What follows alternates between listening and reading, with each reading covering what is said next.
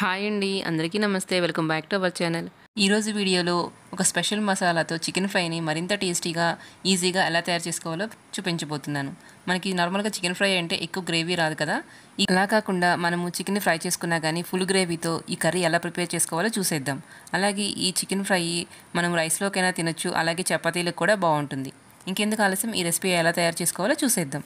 ముందుగా స్టవ్ మీద ఒక కడాయి పెట్టుకొని దానిలో ఒక 2 టేబుల్ స్పూన్ల ఆయిల్ వేసుకోవాలి. ఆయిల్ వేడిన తర్వాత ఒక హాఫ్ టీ స్పూన్ జీలకర్ర యాడ్ చేసుకోవాలి.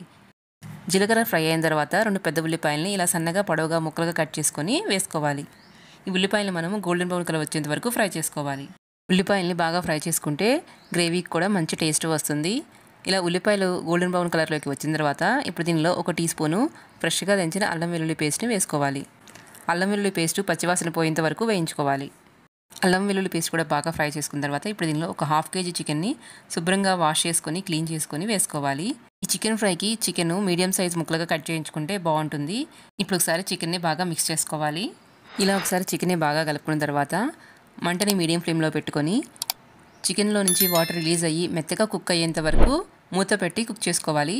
చూడండి, ఇక్కడ నేను చూపించిన విధంగా చికెన్ మెత్తగా కుక్ అయిన తర్వాత ఇప్పుడు దీనిలో ఒక 3-4 పచ్చిమిర్చిని ఇలా మధ్యలోకి కట్ చేసుకొని వేసుకోవాలి.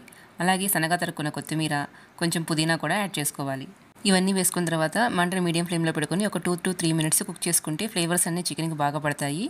నెక్స్ట్ ఇందులోనే 2 టమాటాలని ఫైన్ పేస్ట్ లాగా గ్రైండ్ చేసుకొని టమాటా ప్యూరీ కూడా యాడ్ చేసుకోవాలి. ఇప్పుడు ఒకసారి బాగా కలుపుకోవాలి.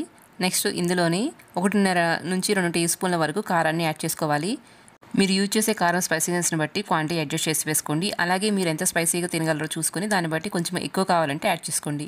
అలాగే దీనిలోనే టేస్ట్ సరిపడినంత సాల్ట్, అలాగే ఒక హాఫ్ టీ స్పూన్ పసుపు కూడా వేసుకొని ఒకసారి బాగా కలుపుకోవాలి. టమాటాలో పచ్చివాసన పోయేంత వరకు ఫ్రై చేసుకోవాలి. మనం ఈలోపు చికెన్లోకి మసాలా ప్రిపేర్ చేసుకుందాం.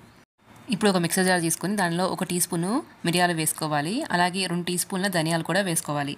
అలాగే ఇందులోనే 1 ఇంచు దాల్చిన చెక్క, నెక్స్ట్ 4 లవంగాలు, ఒక పావు టీ స్పూను మెంతులు కూడా వేసుకోవాలి. అలాగే ఒక పావు టీ స్పూన్ సోంపు, ఒక పావు టీ స్పూన్ జీలకర్ర, ఒక యాలుక, అలాగే ఒక అనాస పువ్వు యాడ్ చేసుకోవాలి. ఇంకా ఇందులోనే ఒక 6-7 జీడిపప్పు, అలాగే ఒక 3-4 కొబ్బరి ముక్కలు కూడా వేసుకోవాలి. ఇక్కడ నేను ఎండు కొబ్బరి వేసుకుంటున్నాను, మీరు పచ్చి కొబ్బరి అయినా యాడ్ చేసుకోవచ్చు. ఇప్పుడు వీటన్నిటిని ఫస్ట్ మెత్తని పౌడర్ లాగా గ్రైండ్ చేసుకోవాలి. ఇలా గ్రైండ్ చేసుకున్న పౌడర్లో కొంచెం వాటర్ యాడ్ చేసుకొని ఇలా మెత్తని పేస్ట్ లాగా గ్రైండ్ చేసుకోవాలి. చూడండి, మనం వేసుకున్న టమాటా ప్యూరీ కూడా బాగా ఉడికిపోయింది కదా, గ్రేవీ కూడా కొంచెం దగ్గరికి వచ్చింది కదా. ఇప్పుడు ఒకసారి బాగా మిక్స్ చేసుకొని ఈ టైంలోనే మనము గ్రైండ్ చేసి పెట్టుకున్న మసాలా పేస్ట్ని వేసుకోవాలి. ఇప్పుడు ఒకసారి మసాలా పేస్ట్ అంతా చికెన్లో కలిసేలాగా బాగా కలుపుకోవాలి. ఇప్పుడు ఒక 5 నుంచి 10 నిమిషాల వరకు బాగా ఉడికించుకోవాలి. ఒకసారి టేస్ట్ చూసుకొని మీకు ఏమైనా సరిపోలేదనిపిస్తే యాడ్ చేసుకోండి. మసాలా పేస్ట్ పచ్చివాసన పోయి బాగా ఫ్రై అయిన తర్వాత ఇలా గ్రేవీ దగ్గర పడిన తర్వాత ఇప్పుడు దీనిలో 2 రెమ్మల కరివేపాకు, అలాగే ఒక 10-12 జీడిపప్పుని ఫ్రై చేసుకొని యాడ్ చేసుకోవాలి. ఇప్పుడు మంటని హై ఫ్లేమ్లో పెట్టుకొని ఒకసారి మిక్స్ చేసుకొని ఒక 3 to 4 మినిట్స్ వరకు బాగా ఫ్రై చేసుకోవాలి. ఇలా ఒక 2-3 మినిట్స్ ఫ్రై చేసుకున్న తర్వాత చివరిగా కొంచెం కొత్తిమీర చల్లుకొని ఈ టైంలోనే దించేసుకోవాలి. ఇలా చికెన్ కొంచెం వెట్గా ఉన్నప్పుడే స్టవ్ ఆఫ్ చేసుకోవాలి.